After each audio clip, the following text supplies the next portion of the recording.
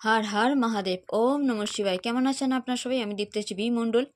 আজ নিয়ে চলে এসেছি যে বড় বাবার অর্থাৎ শনি বাবার আপনাদের আশীর্বাদ কি আছে আপনাদের মাথার উপরে, ওনার আশীর্বাদ।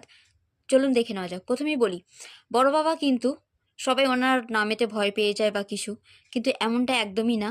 বড় বাবা সত্যি যার খুব ভালো কাজ কর্ম যেমন হবে তাকে তেমনভাবে ফল দিয়ে থাকেন।